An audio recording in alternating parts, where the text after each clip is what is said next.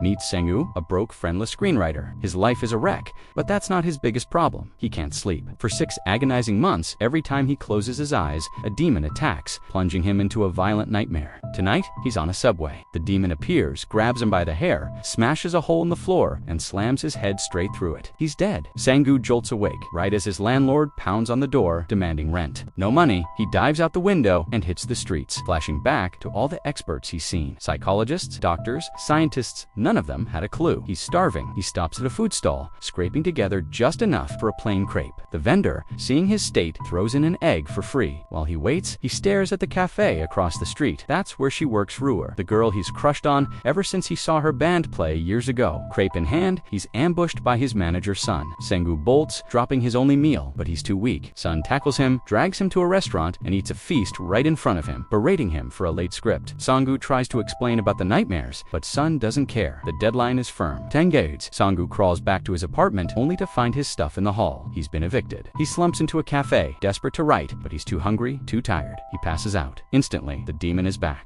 It chains his neck and smashes his face into the table until he dies. He wakes up to a new nightmare. His laptop is gone, stolen. That's it. It's the final straw. He messages Son, "I'm joining my parents. Goodbye." He climbs to the roof of a building across from Ruhar's cafe, watches her one last time, and steps to the edge, ready to jump. But he's interrupted by the crepe vendor. The man joins him on the roof, offers him food, and gives him a strange piece of advice. He says, when the nightmares happen, Sanggu just needs to tell himself one thing: I'm dreaming. Sanggu stays on the roof, watching Ruhar. That night, he sells his phone for food money. He goes to a convenience store, almost shoplifts, but gets spooked. He's eating outside when Ruhar suddenly appears, worried about him. It feels too good to be true, because it is. Her face twists, it's the demon. The demon attacks, slamming him against the store glass, stabbing him with a massive sword, and hurling him through the window. Sanggu is flying through the air, clutching the sword. When he remembers the advice, "I'm dreaming," he screams it. He wakes up in midair, in real life, crashing through the real store window. He's not stabbed, but he's holding the demon's sword.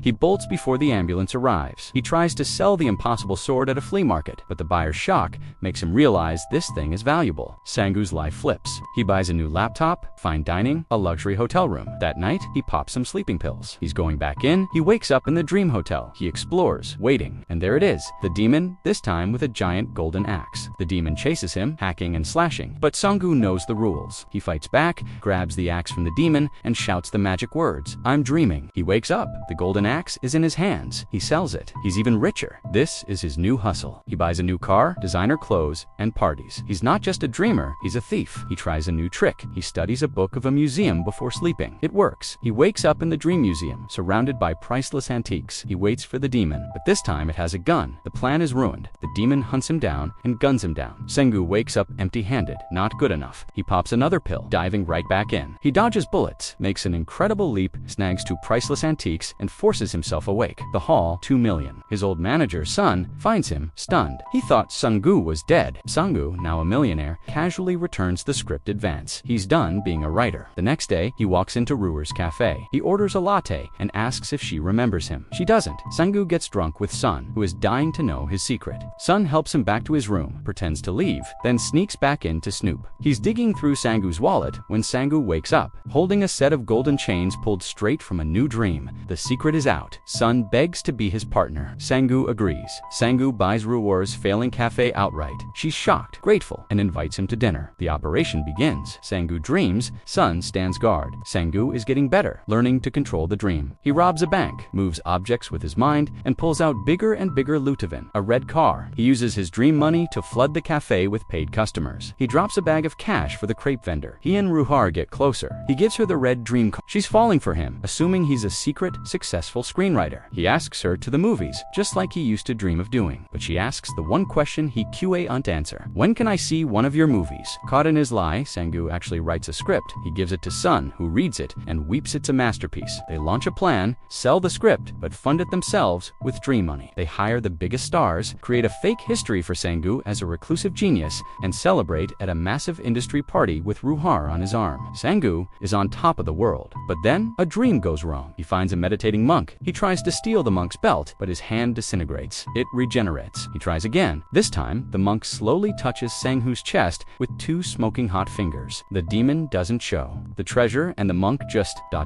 vanish. Sanggu takes Ruhar to the rooftop, where he almost jumped. He sets off a private fight fireworks show and promises he'll never leave her. They go to her apartment. He's about to confess his feelings, but a sharp pain hits his chest. He runs to the bathroom, looks in the mirror, and sees 2 smoking black fingerprints on his chest, right where the monk touched him. He flees the apartment, ignoring a party Sun is throwing. He sleeps. In the dream, he finds an older, decaying version of himself that disintegrates. He wakes up with a new scar. Then, more scars appear. All the old injuries from every demon fight are appearing on his real body. The dream is leaking. He's falling apart. He races to find the crepe vendor, but a van screeches to a halt. He's bagged, tagged, and dragged. He wakes up in an abandoned building, surrounded by a gangster named Kong. Kong knows about the antiques. Sang-woo calls Sun to bring 10 million in ransom. Sun arrives, but Kang takes the money, and Sun dragging everyone back to Sang-woo's high-security apartment. Just then, the intercom buzzes. It's Ruhar to save her. Sang-woo does the only thing he can. He breaks up with her over the intercom, cold and brutal. But Ruhar, devastated, is told by the receptionist that Sang-woo's door is open. She goes up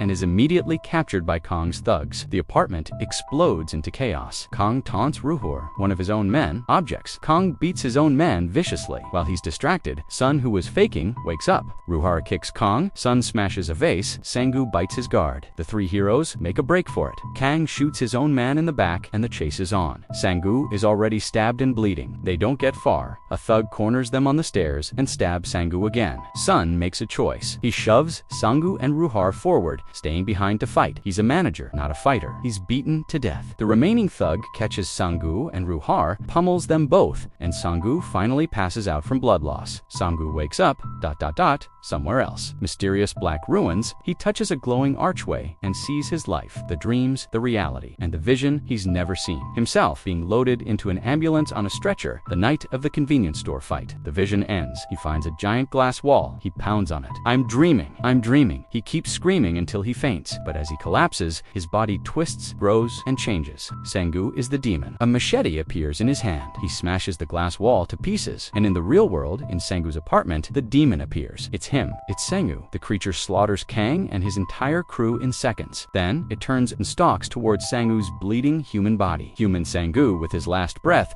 whispers, I'm dreaming. A shockwave hits. All of it the antiques, the cars, the money, everything he stole from the dream world vanishes from his apartment and from all the collections he sold to. Sang-woo faints. He wakes up. He's outside the convenience store, the night of the first real fight. But this time, Ruhar finds him. She recognizes him from her concert. Seeing him so broken, she takes him home, gives him food, and offers him a job at her cafe. It turns out, she always knew he was watching her. It's a total reset. Ruhar buys Sang-woo a new laptop so he can write. He meets Sun and gives back the original advance, saying he's done. But Sun stops him. He sold one of Sang-woo's old scripts. It's real. He's a working writer. This time, Sang-woo pays for dinner. Sang-woo, his life finally on track, goes to the crepe vendor. The vendor returns Sang-woo's money and shows him a massive scar on his stomach. He had the power to relearn the hard way that a simple life is better. But as Sang-woo listens, a shadow falls. Behind him, unseen, the ruins from his final dream appear, and the demon Sang-woo steps out, watching him. It's still here.